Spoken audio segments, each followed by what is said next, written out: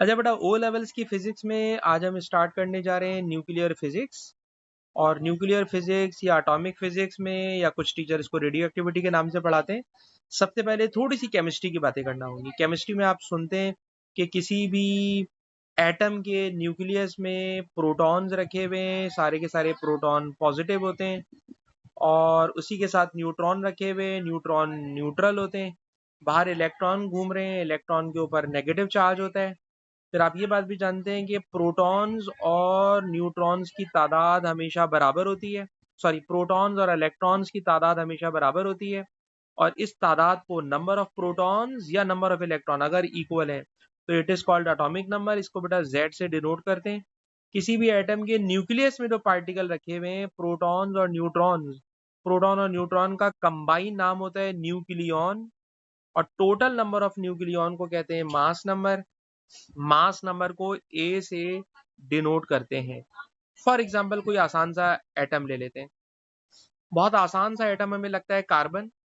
बताइए, केमिस्ट्री में कार्बन बहुत ज्यादा पढ़ते हैं। आपको पता है कार्बन के न्यूक्लियस में 6 प्रोटॉन्स हैं, न्यूक्लियस में 6 न्यूट्रॉन्स हैं, और उसके बाहर 6 इलेक्ट्रॉन्स घूम रहे हैं। ठीक, हमें इलेक्ट्रॉन्स में कोई इंटरेस्ट नहीं है। न्यूक्लियर फिजिक्स में मेरे लिए मेन चीज है एटॉमिक न्यूक्लियस। तो बेटा कार्बन को हम सी के सिंबल से डिनोट करते हैं।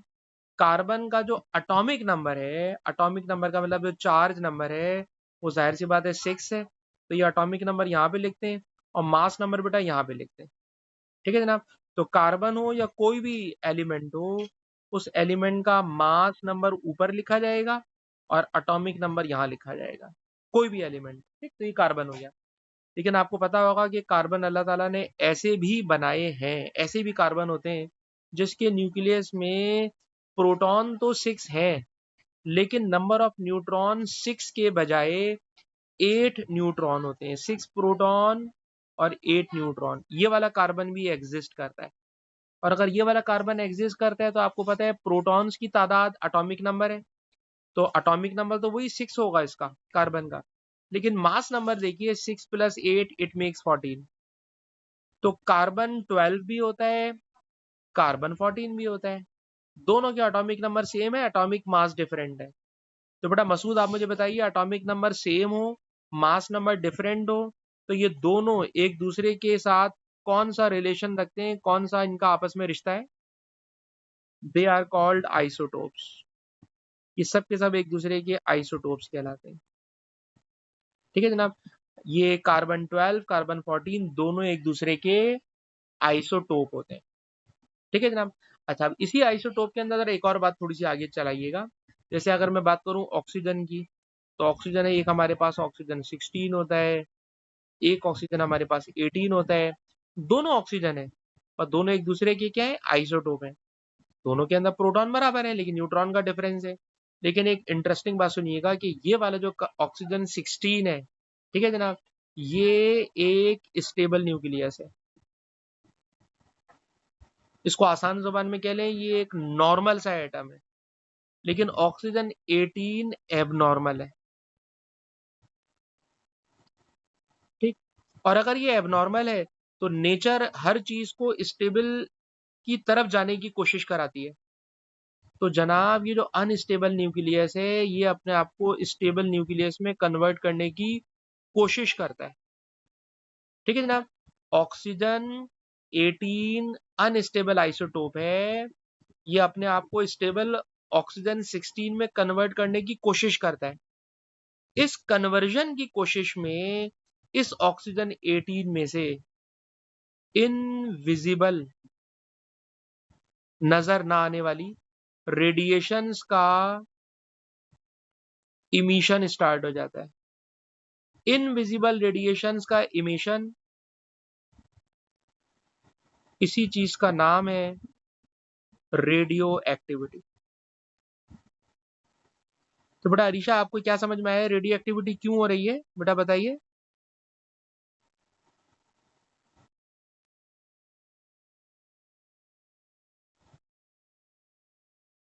It is called radio activity. तो बिल्कुल आपने सही बता दिया कि हर अनस्टेबल न्यूक्लियस अपने आप को स्टेबल में कन्वर्ट करने के लिए इमिशन ऑफ इनविजिबल रेडिएशन करता है। अपने नोट्स के अंदर अभी प्रॉपर वर्डिंग में मैं आपको पढ़वा दूंगा। और जब ये इनविजिबल रेडिएशन का इमिशन करता है तो it is called radio activity. तो रेडियो एक्टिविटी यूजुअली आइसोटोप्स में होती है, और इसके अलावा वो तमाम एलिमेंट जिनका एटॉमिक नंबर 82 से ज्यादा होता है वो सब के सब भी रेडियो एक्टिव होते हैं। तो 82 से ऊपर सारे एलिमेंट रेडियो एक्टिव हैं, पर 82 से कम में भी रेडियो एक्टिविटी होती है, क्योंकि उसमें से जब हम आइसोटोप्स को स्टडी करते हैं तो कुछ स्टेबल होंगे, कुछ अनस्टेबल होंगे। जो अनस्टेबल होगा वो इनविजिबल रेडिएशन का इमिशन स्टार्ट कर देगा। ठीक है जनाब, थोड़ा सा इंट्रोडक्शन हो गया। अब क्वेश्चन ये है कि सर इसमें से जो इनविजिबल रेडिएशन इमिट होती है ये हमें नजर तो आती ही नहीं है, तो हम कैसे मालूम बात मान लें आपकी कि ये होती हैं या नहीं होती हैं? तो कहते हैं इन इनविजिबल रेडिएशन को डिटेक्ट करने के लिए हमने डिटेक्टर्स बनाए हुए। उन डिटेक्टर्स को इस कोर्स में हम आगे जाके पढ़ेंगे, लेकिन अभी बहुत इजी वर्डिंग में समझ लें कि पुराने वक्तों में जो पुराने कैमरे होते थे उन कैमरों में एक लगाते थे हम लोग फोटोग्राफिक फिल्म। ठीक, तो ये प्लास्टिक की एक फोटोग्राफिक फिल्म होती थी। इस फोटोग्राफिक फिल्म के ऊपर जब कभी रेडिएशंस इंसिडेंट होंगी तो इसके ऊपर स्पॉट्स आ जाते हैं, इंप्रेशंस आ जाते हैं। ठीक है जनाब, तो ये एक फोटोग्राफिक फिल्म है। इस फोटोग्राफिक फिल्म के लेफ्ट साइड के ऊपर मैंने एक मेटल की प्लेट लगा दी है, राइट साइड के ऊपर एक मेटल की प्लेट लगा दी है। लेफ्ट वाली प्लेट को फॉर एग्जांपल किसी बैटरी या सेल के पॉजिटिव से कनेक्ट कर दिया है, दूसरी वाली प्लेट को मैंने किसी बैटरी या सेल के नेगेटिव टर्मिनल से कनेक्ट कर दिया है। और फॉर एग्जाम्पल मेरे पास ये एक बॉक्स है, और ये जो बॉक्स होता है ये यूजुअली लेड लेड एक बहुत हाई डेंसिटी मेटल है। लेड एक बहुत हाई डेंसिटी मेटल है।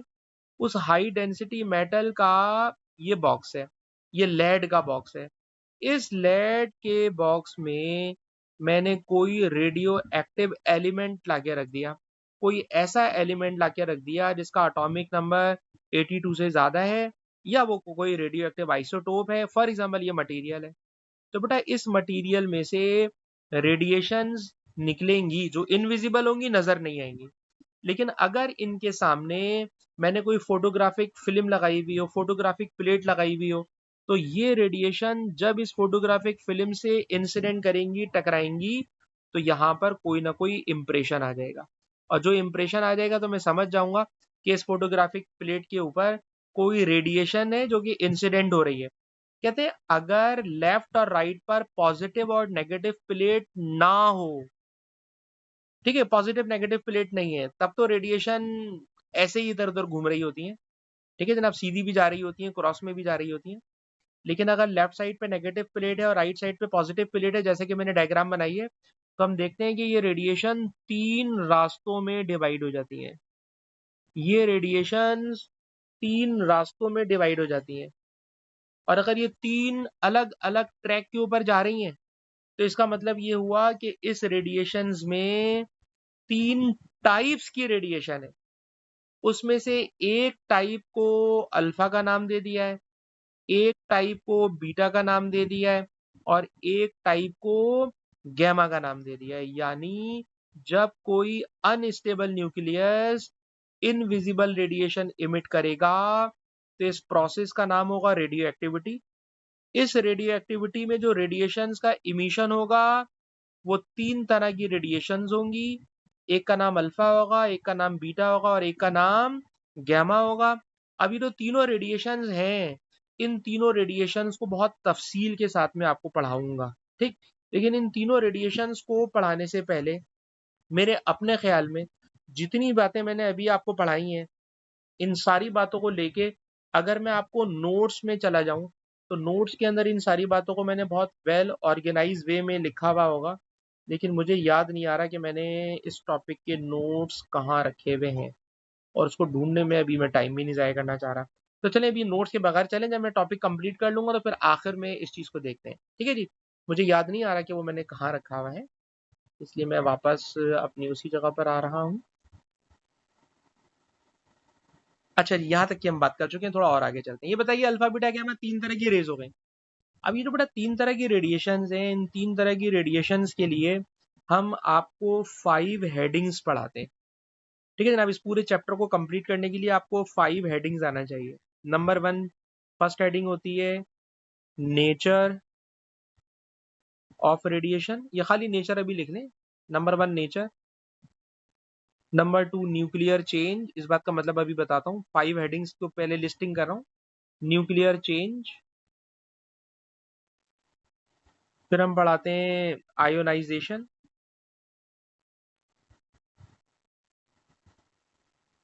फिर पढ़ाते हैं पेनिट्रेशन,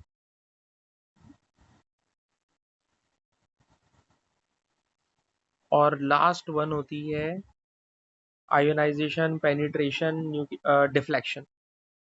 ये 5 हेडिंग्स है जनाब। ये 5 हेडिंग्स पढ़ाने जा रहे हैं अल्फा बीटा गैमा के लिए। पर ईमानदारी की बात है, इसमें जो समझाने वाली है ना, वो ये 2 है, नेचर और न्यूक्लियर चेंज। अगर ये 2 समझ में आ जाए तो बाकी तो 3 ऐसे ही आसान से है। तो असल में 3 है, ठीक है जनाब, असल में 2 है, सॉरी। तो चलिए जी, पहली हेडिंग स्टार्ट करने जा रहे हैं। पहली हेडिंग का नाम है नेचर। तो बेटा जरा हेडिंग दीजिएगा नेचर। देखिए, मैं किसी भी टॉपिक में लिखने को नहीं बोल रहा होता, ज्यादा फोकस नहीं कराता, और मैं आपसे बोलता हूँ कि जनाब मैं आपको पीडीएफ दे दूंगा, आपको समझ में आ जाएगा वगैरह वगैरह। लेकिन नेचर और न्यूक्लियर चेंज, ये जो 2 हेडिंग्स है ना, इसको बेटा लिख के कीजिएगा, वरना बात समझ में नहीं आएगी। लिख कर कीजिएगा, ठीक है जनाब। तो जरा गौर से सुनिएगा, मैं आपको ये वाली बात समझाने जा रहा हूँ। जी अब्दुल्ला बोलिए।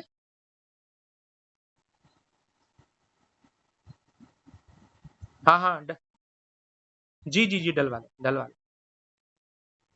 ओके। अच्छा बेटा, पहली हेडिंग है हमारे पास नेचर। नेचर की हेडिंग क्या है, तो बेटा जरा नेचर की हेडिंग सुनिएगा। ये बताइए बेटा, जिस चीज को अब मैंने अल्फा का नाम दिया है, ठीक। कली बेटा आपका माइक्रोफोन मेरे ख्याल में भी बाकी सारे, बल्कि विजदान का भी माइक्रोफोन अच्छा है। विजदान जरा मुझे देख के बताइए, तो अल्फा पार्टिकल है, ये कौन सी प्लेट की तरफ जा रहा है? अल्फा पार्टिकल पॉजिटिव की तरफ गया है। अगर ये पॉजिटिव की तरफ गया है तो कॉमन सेंस लगाइए, अल्फा पर खुद कौन सा चार्ज होगा जो वो पॉजिटिव की तरफ जा रहा है? तो ये मैंने गलत लिखा है, मैंने गलत लिखा है, ठीक है जी, मैंने गलत लिखा है। अल्फा को इधर लेके जाना है और बीटा को इधर लेके जाना है, ठीक है ना। उस वक्त रवानी में मैंने गलत बना दिया। ये बताइए, अल्फा जिसको अब मैं अल्फा बना रहा हूँ, ये अल्फा नेगेटिव प्लेट की तरफ गया, और अगर ये नेगेटिव प्लेट की तरफ गया तो पक्की बात है बेटा, इसके ऊपर कौन सा चार्ज होगा? पॉजिटिव चार्ज होगा। तो जरा पहली बात जरा गौर से सुनिएगा। नंबर 1, अल्फा पर जो चार्ज होता है ना, वो पॉजिटिव चार्ज होता है। अभी खाली अल्फा पकड़ के बैठिएगा, अल्फा पर पॉजिटिव चार्ज होता है, क्योंकि ये नेगेटिव प्लेट की तरफ डिफ्लेक्ट हुई थी। नंबर 1। नंबर 2, कहते हैं इसके ऊपर पॉजिटिव चार्ज कितना होता है, उस चार्ज की क्वांटिटी कितनी है। तो जब साइंसदानों ने इस चार्ज की क्वांटिटी निकाली ना, तो वो क्वांटिटी आई +2e। +2e का मतलब इसका चार्ज 2 प्रोटॉन्स के बराबर था, ठीक है जनाब। अल्फा पार्टिकल के ऊपर जो चार्ज है, उस चार्ज की क्वांटिटी कितनी है? आंसर सर 2 प्रोटॉन्स के बराबर क्वांटिटी ऑफ चार्ज है। नंबर 1। नंबर 2, कहते हैं साइंसदानों ने कहा भाई इस अल्फा पार्टिकल का मास कैलकुलेट करो। जब अल्फा पार्टिकल का मास निकाला, तो अल्फा पार्टिकल का मास आया 4u। 4u का मतलब होता है 4 प्रोटॉन्स का मास। और आपको याद होगा, प्रोटॉन और न्यूट्रॉन दोनों का मास बराबर होता है, प्रोटॉन और न्यूट्रॉन दोनों का मास बराबर होता है।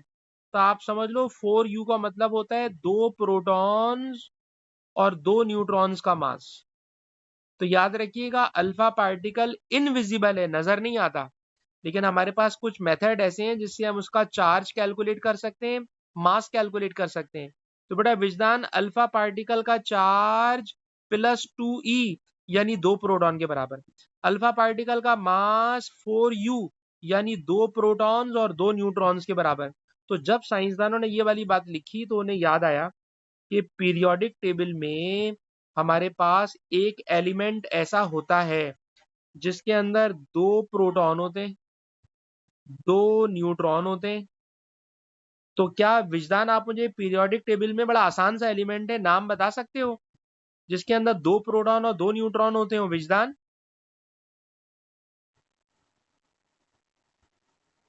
बेटा विजदान, 2 प्रोटॉन 2 न्यूट्रॉन वाला कौन सा एलिमेंट होता है केमिस्ट्री में? अलीशा बेटा आप बता दें। हीलियम होता है, आपने बिल्कुल सही बताया है। ठीक है जनाब, जो हीलियम होता है, हीलियम का सिंबल आपको पता है He होता है। हीलियम का एटॉमिक मास 4 होता है। हीलियम का एटॉमिक नंबर 2 होता है। तो वो तमाम करेक्टरिस्टिक्स जो हीलियम में होती हैं, वो सारी की सारी करेक्टरिस्टिक्स अल्फा पार्टिकल में होती हैं। अल्फा पार्टिकल पे पॉजिटिव चार्ज है, इसका चार्ज और मास की वैल्यू हीलियम के बराबर है। इसलिए मैं कह सकता हूं कि अल्फा पार्टिकल हीलियम के न्यूक्लियस के जैसा होता है। अल्फा पार्टिकल हीलियम के न्यूक्लियस के जैसा होता है। जरा इंग्लिश लिखिएगा बेटा, जरा सारे बच्चे बेटा इस वाली बात को लिखिएगा। लिखिए बेटा, alpha has sorry alpha is a positively charge particle. Alpha is a positively charge particle with mass number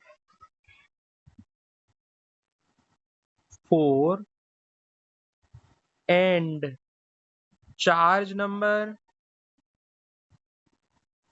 2. In fact, an alpha particle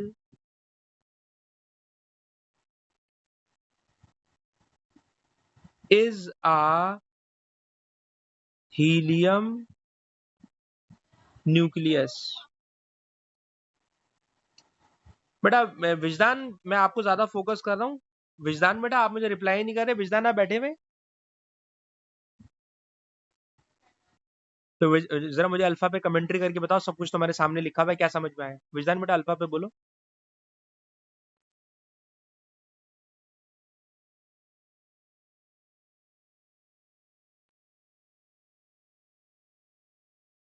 electron नहीं, इलेक्ट्रॉन की बात नहीं कर रहे हम लोग, न्यूक्लियर फिजिक्स पढ़ रहे हैं। सारी बातें न्यूक्लियस के अंदर की होंगी, ठीक है। इलेक्ट्रॉन पढ़ाता है केमिस्ट्री का टीचर, फिजिक्स वाला पढ़ाता है सिर्फ न्यूक्लियस, ठीक है। तो सर इसके अंदर 2 प्रोटॉन रखे हुए, 2 न्यूट्रॉन रखे हुए। अल्फा के अंदर 2 प्रोटॉन है, 2 न्यूट्रॉन है। और ये वाली चीज हीलियम में होती है, इसलिए मैं कह सकता हूँ कि alpha particle is a helium. Alpha particle is a helium, alpha particle is a helium. याद रख लोगे बेटा इस बात को? ठीक, और अगर ये वाली बात याद रख लोगे तो इसी के साथ एक और बात कहना चाह रहा हूँ, और से सुनना।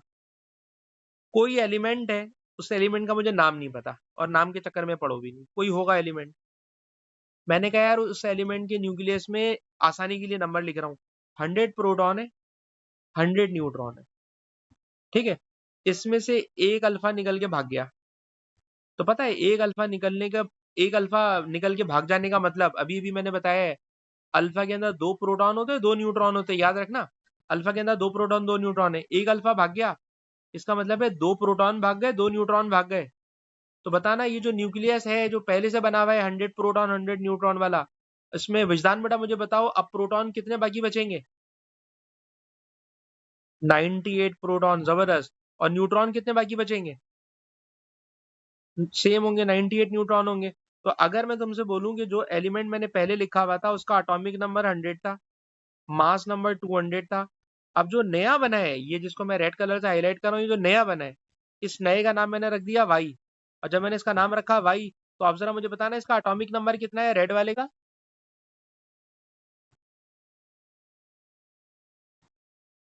रेड वाले का एटॉमिक नंबर कितना है? एटॉमिक नंबर प्रोटॉन को बोलते हैं ना विजदान भाई, इतना लंबा क्यों सोच रहे हैं यार? प्रोटॉन नंबर 98 है, ठीक है। और मैं बोलूं उसका मास नंबर कितना है, दोनों को प्लस कर ले सर, 196 है, ठीक। तो कहना क्या चाहता हूं सर, कहना ये चाहता हूं कि अगर कोई रेडियो एक्टिव एलिमेंट एक अल्फा पार्टिकल फायर कर देगा, अगर कोई रेडियो एक्टिव एलिमेंट एक अल्फा पार्टिकल फायर कर देगा, तो उसका एटॉमिक नंबर 100 से 98 हो गया, एटॉमिक नंबर 2 कम हो गया, और मास नंबर 200 से 196 यानी 4 कम हो गया। तो ये वाली बात को भी बेटा जरा पहले इंग्लिश में लिखो, फिर मैं भी क्वेश्चन और करा रहा हूँ, लिखिएगा। लिखना बेटा, पहले लिखो इस बात को। When alpha particle emits out from a nucleus, when alpha particle emits out from a nucleus, its mass number decreases by 4,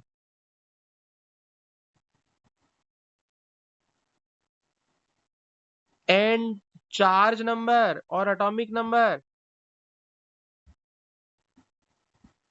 decreases by 2.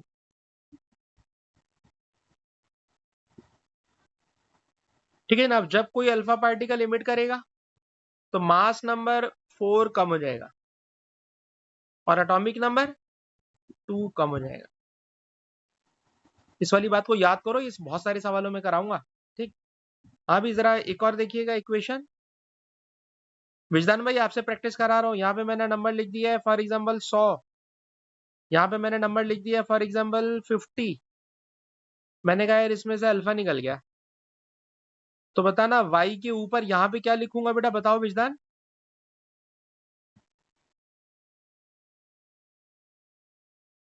नहीं, जल्दी बोलो बेटा। नहीं नहीं, इसी को बोल रहे थे यार, इसको पेपर दिलाना है ना, अभी मैं इसको पकड़ना चाह रहा हूँ। विजदान यार तुम बताओ, जल्दी से बताओ बेटा, ऊपर वाला नंबर कितना हो जाएगा। यार 4 कम होगा ना यार विजदान भाई, 4 कम होगा ना, ये वाला नंबर यार 4 कम होगा ना। 100 - 4 करोगे इट मेक्स 96। और ये वाला नंबर कितना कम हो जाएगा बोलो। 2 कम हो जाएगा तो कितना हो गया 48। ठीक है। तो ऊपर वाला नंबर 4 कम करोगे, नीचे वाला नंबर 2 कम करोगे। इसको इक्वेशन की फॉर्म में लिख लो यार, इसको इक्वेशन की फॉर्म में लिखो, फॉर्मूले की फॉर्म में लिखो। सर ये वाला जो नंबर होगा ये 4 कम होगा, और ये वाला जो नंबर होगा ये 2 कम होगा जब अल्फा पार्टिकल इमिट करेगा।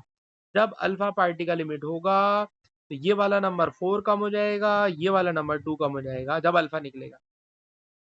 विजदान भाई याद रहेगा। तो अल्फा हो गया खत्म। अब मैं अल्फा की पूरी स्टोरी सुना रहा हूँ। कलीम तुमसे कमेंट्री करवाऊंगा बेटा, कलीम तुमसे कमेंट्री करवाऊंगा, गौर से सुनना। Sir alpha particle is a positively charge particle, its atomic number is 2, its mass number is 4. In fact alpha particle is a helium nucleus. जब अल्फा पार्टिकल इमिट होता है तो मास नंबर 4 कम हो जाता है, एटॉमिक नंबर 2 कम हो जाता है। कलीम बेटा बोल के बताओ क्या बोला मैंने।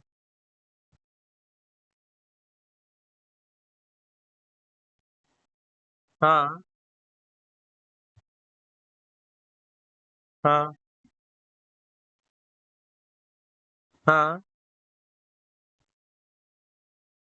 बस ये वाली बात रट्टा मारना है, इसीलिए मैंने तुम लोगों से बोला लिखो इसको, वरना मैं ज्यादा लिखने पे फोकस नहीं करा रहा होता, लेकिन मैंने ये लिखवाया है कि इसको लिखो। अल्फा की बेटा मैंने 2 हेडिंग तुम्हें पढ़ा दी। नेचर, अल्फा की नेचर क्या है, हीलियम। न्यूक्लियर चेंज, अल्फा निकलता है तो क्या होता है। ठीक है। जब अल्फा खत्म, अब मैं बीटा पे लेके जा रहा हूँ, अब मैं जा रहा हूँ बीटा पे। बीटा, जरा यार देख के बताओ विजदान बेटा, बीटा किसकी तरफ जा रहा है, कौन सी प्लेट की तरफ जा रहा है बीटा। तो इसके ऊपर कौन सा चार्ज होगा, नेगेटिव होगा। चलिए जी, पहली बात डिसाइड हो गई। लिखिएगा बेटा, it is a negatively charge particle. अच्छा खैर अभी लिख नहीं रहे, पहले जरा थोड़ी पहले इसकी स्टोरी समझ लें। नेगेटिव पार्टिकल है, पार्टिकल नेगेटिव है। ठीक। फिर साइंसदानों ने कहा यार इसका चार्ज निकालो, फिर साइंसदानों ने कहा इसका मास निकालो। जब इसका चार्ज और मास निकाला तो साइंसदान हैरान रह गए कि बीटा पार्टिकल का चार्ज और मास इलेक्ट्रॉन के बराबर होता है। अच्छा उसकी वैल्यू इतनी अजीब सी है कि मैं यहाँ लिख तो रहा हूँ, लेकिन आपको मना करूंगा याद बात नहीं करें। इसका चार्ज इतना होता है, इसका मास इतना होता है। किसका, इलेक्ट्रॉन का।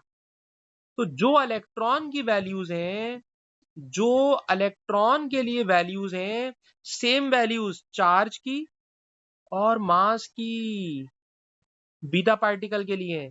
और अगर बीटा पार्टिकल के लिए हैं तो याद रखिएगा बीटा पार्टिकल इलेक्ट्रॉन होता है, बीटा पार्टिकल इलेक्ट्रॉन होता है, बीटा पार्टिकल इलेक्ट्रॉन होता है। लिखना इस बात को बेटा, it is a negatively charged particle, it is a negatively charged particle,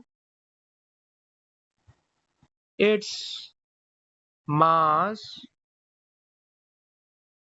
and charge equal to an electron,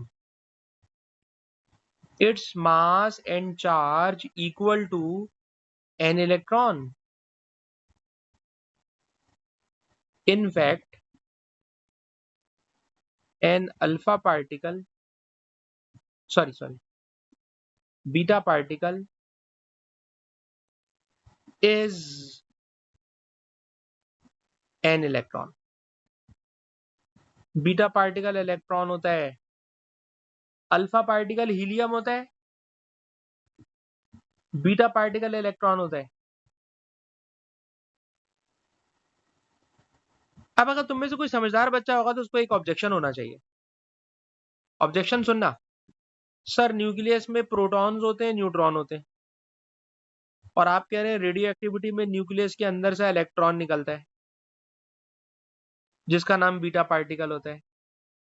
तो कितनी अजीब सी बात है कि न्यूक्लियस में इलेक्ट्रॉन नहीं होते, लेकिन रेडियो एक्टिविटी में न्यूक्लियस के अंदर से इलेक्ट्रॉन निकलना शुरू हो जाते हैं जिसका नाम बीटा पार्टिकल है। न्यूक्लियस में से बीटा पार्टिकल निकलना शुरू हो जाते हैं जिसका नाम इलेक्ट्रॉन बीटा पार्टिकल न्यूक्लियस के अंदर से निकल रहा है। तो ये कैसे निकलता है? तो यार ये ओ लेवल की फिजिक्स में नहीं है, ठीक है जनाब। लेकिन अगर मैं समझाऊं और आपकी समझ में आ जाए, ठीक है, कोशिश कर लूं आपको समझाने की, ठीक है जनाब, तो जरा कोशिश सुनिएगा। कहते हैं ये जो न्यूक्लियस के अंदर न्यूट्रॉन रखा हुआ है ना, न्यूट्रॉन, रेडियो एक्टिविटी में न्यूट्रॉन टूट जाता है, रेडियो एक्टिविटी में न्यूट्रॉन टूट जाता है। इसको जब ए लेवल की फिजिक्स पढ़ाते हैं तो वहाँ क्वार्क थ्योरी से समझाते हैं। अभी मैं क्वार्क थ्योरी नहीं बोल सकता, अभी मैं आपको बच्चों वाली लैंग्वेज में बोल रहा हूँ कि न्यूट्रॉन टूट जाता है, न्यूट्रॉन के अंदर से निकलता है इलेक्ट्रॉन, और न्यूट्रॉन के अंदर से निकलता है प्रोटॉन। न्यूट्रॉन के अंदर इलेक्ट्रॉन और प्रोटॉन है, न्यूट्रॉन टूटता है तो उसके अंदर से इलेक्ट्रॉन और प्रोटॉन निकलते हैं, और यही इलेक्ट्रॉन बीटा पार्टिकल के नाम से बाहर आ जाता है। ठीक, तो बेटा विजदान मुझे बताना ये इलेक्ट्रॉन कहां से निकाल दिया मैंने, विजदान? न्यूट्रॉन के अंदर से निकाल दिया है। और अगर न्यूट्रॉन कन्वर्ट हो गया इलेक्ट्रॉन में, यानी न्यूट्रॉन में से बीटा पार्टिकल निकल के भाग गया, तो पता है न्यूट्रॉन कन्वर्ट हो जाता है प्रोटॉन में। न्यूट्रॉन किस में कन्वर्ट हो जाता है बेटा? प्रोटॉन में कन्वर्ट हो जाता है। यानी आप यूं समझे, अगर कैलकुलेशन समझने की कोशिश करें, गौर से सुनिएगा, कोई एटम है, कोई एलिमेंट है, ठीक है ना, उस एलिमेंट के नाम में हमारा कोई इंटरेस्ट नहीं है अभी, कोई भी एलिमेंट है, ठीक है जनाब, उसके अंदर 6 प्रोटॉन है और फॉर एग्जाम्पल उसके अंदर 8 न्यूट्रॉन है। ठीक, ये कार्बन का आइसोटोप है। इसमें से जो 8 न्यूट्रॉन है, उन 8 में से 7 को छोड़ दो, अभी 7 को छोड़ दो, एक न्यूट्रॉन को तोड़ दो। बताओ, एक न्यूट्रॉन टूटेगा तो इलेक्ट्रॉन बाहर भागेगा और ये प्रोटॉन में कन्वर्ट हो जाएगा। सिर्फ कहना क्या चाह रहा हूं, गौर से सुनना, जब बीटा पार्टिकल निकलता है, काम की बात सुनना, जब बीटा पार्टिकल निकलता है तो एक प्रोटॉन बढ़ जाता है। जब बीटा पार्टिकल निकलता है तो एक प्रोटॉन बढ़ जाता है। जब बीटा पार्टिकल निकलता है तो एक प्रोटॉन बढ़ जाता है। प्रोटॉन पहले 6 थे, अब प्रोटॉन 7 हो गए। विजदान बताना यार, ये 6 से 7 प्रोटॉन कैसे हो गए? विजदान, 6 से 7 प्रोटॉन कैसे हो गए?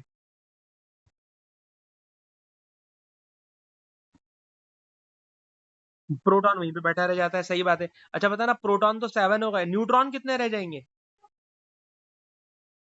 न्यूट्रॉन 7 रह जाएंगे क्योंकि सर एक तो टूट गया है, 7 न्यूट्रॉन हो गए, ठीक है ना। अब आप खुद जरा देखिए कितनी इंटरेस्टिंग बात है कि ये कार्बन का आइसोटोप था, कार्बन 14, और पता है ये जो मैंने राइट हैंड पे लिखा हुआ है, ये नाइट्रोजन स्टेबल बन गया है। तो आपको वाली बात मेरी याद आ रही है कि हर एलिमेंट अपने आप को स्टेबल में कन्वर्ट करने की कोशिश कर रहा है। तो आप देख लो, कार्बन 14 जो अनस्टेबल न्यूक्लियस था, कार्बन 14 जो अनस्टेबल न्यूक्लियस था, it is converted into stable nucleus of nitrogen. और याद है केमिस्ट्री वाले पढ़ाते हैं, during a chemical reaction, during a chemical reaction, कोई भी केमिकल रिएक्शन होगा तो any element continue its identity, it never lose its identity. अपनी शनाख्त कभी भी नहीं भूलता केमिकल रिएक्शन में। पर हम लोग पढ़ रहे हैं न्यूक्लियर रिएक्शन, और आप देख रहे हो कार्बन किस में कन्वर्ट हो गया? नाइट्रोजन में। एक एलिमेंट किसी दूसरे एलिमेंट में कन्वर्ट हो गया। केमिस्ट्री में ऐसा नहीं होता, फिजिक्स में एक एलिमेंट दूसरे एलिमेंट में कन्वर्ट हो गया। तो बताओ, जो एलिमेंट ओरिजिनल था, शुरू वाला था, उसे बोलते हैं पेरेंट। जो शुरू में होता है उसका नाम क्या होता है? पेरेंट। और जो नया बना है उसका नाम होता है डॉटर। बताइए इसके अंदर पेरेंट कौन है? Sir carbon 14, it is a parent. और जो नाइट्रोजन बना है इट इज डॉटर। और ये जो कन्वर्जन हुआ है, इस कन्वर्जन को ये लोग बोलते हैं डीके। ठीक है जनाब। तो मैंने बहुत सारी बातें एक साथ बोल दी, मैं बात को समराइज करके खत्म करने जा रहा हूँ। गौर से सुनना। बीटा पार्टिकल क्या है?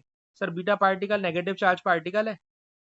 इसका मास और चार्ज इलेक्ट्रॉन के बराबर होता है, इसलिए मान लीजिए कि बीटा पार्टिकल इलेक्ट्रॉन होता है। बीटा पार्टिकल इलेक्ट्रॉन होता है, बीटा पार्टिकल इलेक्ट्रॉन होता है। जरा काम की बात ये वाली लिखना बेटा। When beta particle emits out, when beta particle emits out its atomic number increases by 1। Atomic number का मतलब प्रोटॉन इंक्रीजेस बाय 1। प्रोटॉन एक बढ़ जाता है भाई, एक प्रोटॉन इंक्रीज हो जाता है, एटॉमिक नंबर इंक्रीजेस बाय 1। एक प्रोटॉन बढ़ जाता है। और अगर एक प्रोटॉन बढ़ गया तो जरा विजदान जरा मेरी प्रैक्टिस कराना इस बात की। कोई रेडियो एक्टिव एलिमेंट है, यहाँ 50 लिखा हुआ है, यहाँ 100 लिखा हुआ है, इसने बीटा फायर कर दिया, बताइए ये वाला नंबर क्या हो जाएगा विजदान?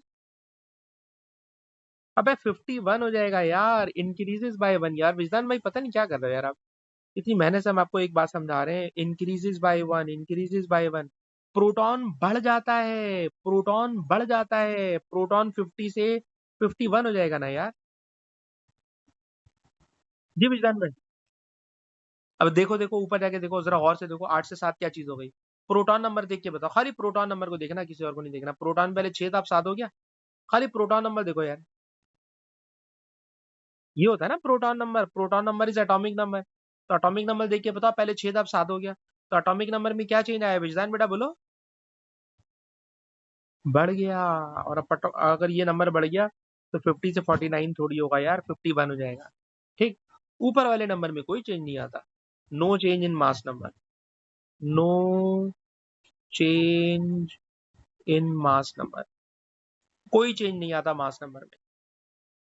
ठीक है जी। अच्छा इसके बेटा बहुत सारे सवाल कराऊंगा ना पास पेपर के, तो जो बातें अभी बोल रहा हूँ सवाल कर करके मैं इंशाल्लाह याद करा दूंगा। अभी तो पहली दफा सुन रहे हो तो थोड़ी थोड़ी गलतियां कर रहे हो, लेकिन इंशाल्लाह जब क्वेश्चन करोगे विजदान तो टेंशन नहीं लेना, तो मैं क्वेश्चन में ये आराम से बात समझ में आने लगेगी। यानी अगर मैं बोलूँ समरी बनाओ तो बड़ी आसान सी बात है कि अल्फा पार्टिकल निकलता है तो चार्ज और मास दोनों चेंज होते हैं। बीटा पार्टिकल निकलता है तो खाली चार्ज इंक्रीजेस बाय 1 हो जाता है। ठीक। अच्छा जरा जल्दी से आखिरी भी सुन लो लास्ट, और मैं रिकॉर्ड कर रहा हूँ, रिकॉर्डिंग दूंगा, तुम इंशाल्लाह इस रिकॉर्डिंग को देखोगे तो और तुम्हारी बात दिमाग में बैठ जाएगी। ठीक है। आखिरी है गैमा रे। अल्फा हो गया, बीटा हो गया, गैमा हो गया। अच्छा गैमा क्या हुआ? अगर मैं बिल्कुल शुरू वाली डायग्राम में आऊं तो जरा देख के बताना, गैमा स्ट्रेट जा रहा है, ना पॉजिटिव की तरफ ना नेगेटिव की तरफ, स्ट्रेट जा रहा है। और अगर गैमा स्ट्रेट जा रहा है तो इस बात का बेटा विजदान मतलब बताइए क्या होगा? जी, इट हैज नो चार्ज, इस पे चार्ज ही नहीं है। साइंसदानों ने इसका मास निकाला, पता चला इसका मास भी नहीं है। और याद रखिएगा अगर मास ना हो तो हम कह सकते हैं सर ये पार्टिकल नहीं है भाई, जिसका मास होता है वो पार्टिकल है। ठीक है जनाब। तो जो गैमा है it has no charge, it has no mass, तो ये है क्या?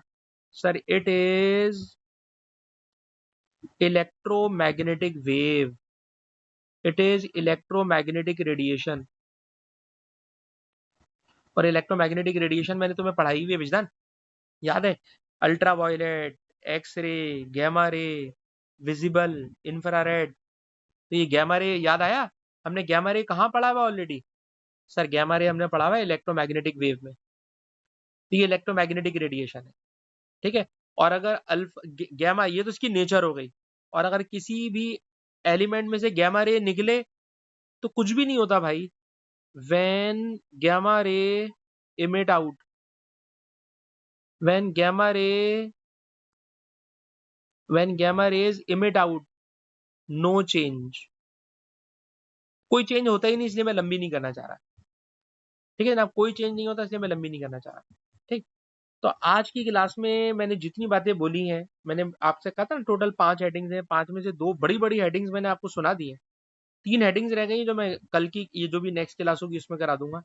तो आज की क्लास की समरी बना लें बेटा और समरी बना के क्लास खत्म कर लें, ठीक है ना? ज़रा जल्दी-जल्दी से समरी सुनिएगा।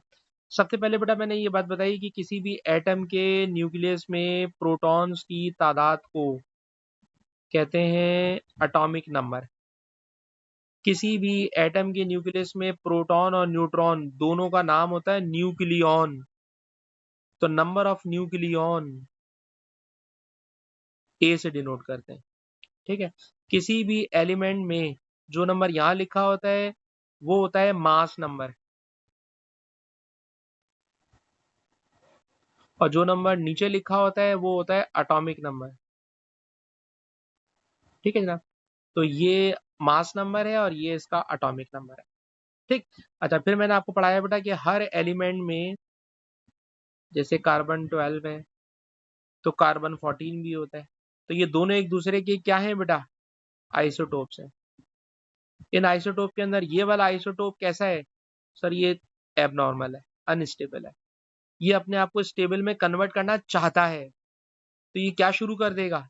सर इसमें से ना इनविजिबल रेडिएशन निकलने लगेगी, और इनविजिबल रेडिएशंस का इमिट होना, इनविजिबल रेडिएशंस का इमिट होना, it is called radio activity. तो इससे रेडियो एक्टिविटी होने लगेगी। बताइए वो जो रेडियो एक्टिविटी है वो रेडियो एक्टिविटी कितनी तरह की होगी, कितनी तरह की रेज होंगी?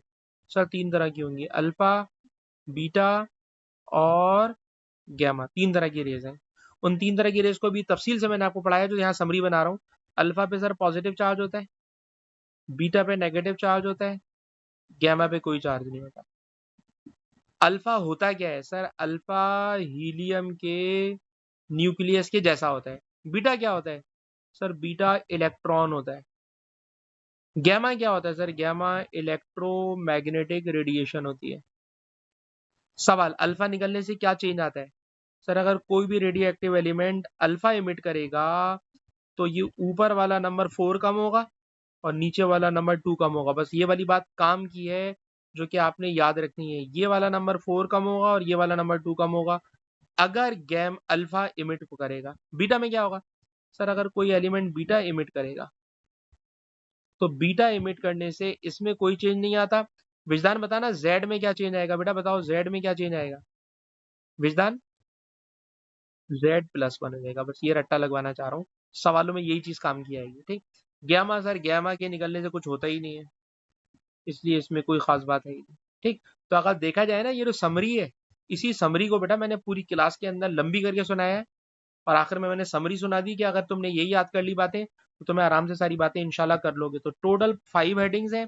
5 में से मैंने 2 हेडिंग्स आराम से पढ़ा दी हैं, 3 हेडिंग्स मैं इंशाल्लाह अगली क्लास में कराऊंगा। ये 5 हेडिंग्स कराकर फिर मैं आपको पास पेपर के क्वेश्चन में लेके चला जाऊंगा। तो इस रिकॉर्डिंग को मैं यहीं पे स्टॉप कर रहा हूँ।